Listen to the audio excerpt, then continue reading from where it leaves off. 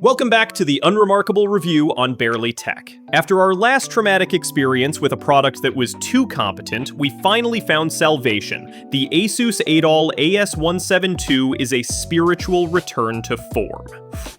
This review is the absolute triumph of failure. Asus, a brand we associate with motherboards and gaming rigs, has entered the bargain bin with the Adol. We expected a cheap, flawed disaster, and Asus, to our immense joy, has delivered a product that is perfectly mediocre, consistently frustrating, and wonderfully large. This is what we needed. This is the content we deserve. Let's start with the comfort, or in this case, the discomfort. The Adol AS-172 is comically large. These earbuds were designed for ears the size of small soup bowls. The fit is intrusive, the seal is questionable, and after about 30 minutes, you start to question your life choices. The best feature of the fit is that it serves as an excellent deterrent. If someone tries to steal these, they will likely have to take your earlobe with them. This is a budget earbud that refuses to disappear. It wants you to know it's there, and it's not comfortable. Now for the sound. Asus advertises good audio. What we got was mediocrity. The sound signature is balanced, which is reviewer code for the highs don't shriek and the bass is polite. You won't get richness, depth, or anything resembling an immersive soundstage. It's audio that exists purely for regulatory compliance. It delivers sound, it does not deliver an experience. The bass is the sound of a plastic bag fluttering in the wind. The vocals are fine, which is why your podcast sounds great, but your bass-heavy hip-hop sounds like it's being played from a distant, muffled room. Joyful failure.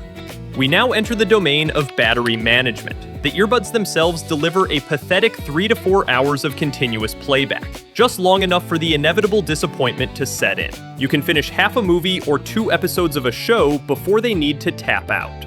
Now, the case attempts to compensate with a 36-hour total runtime. This is the case screaming, "I'm sorry my children are so needy." It's a large battery pack hauling 2 very inefficient little auditory passengers. You spend your entire week charging the case just so the buds can run a meager 4-hour sprint. It's a vicious cycle of low efficiency.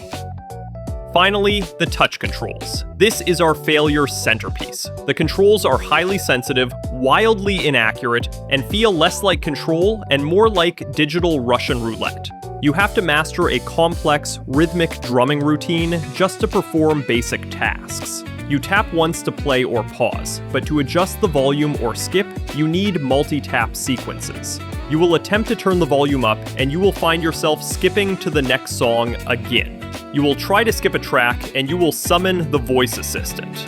The controls require the timing of a jewel thief and the rhythm of a synchronized swimmer, and the result is almost always the opposite of what you intended. It's a beautiful mess. The Asus Adol AS-172 is a budget earbud that is perfectly content to live down to its price point. It's too big, the sound is mediocre, the battery management is needy, and the controls are infuriating. And we love it. This is the chaos we were born to document. If you want more predictably poor products, like this video to reward our content strategy. Subscribe to BarelyTech and hit the bell. This is our core business model. Support the disappointment. Check out our store.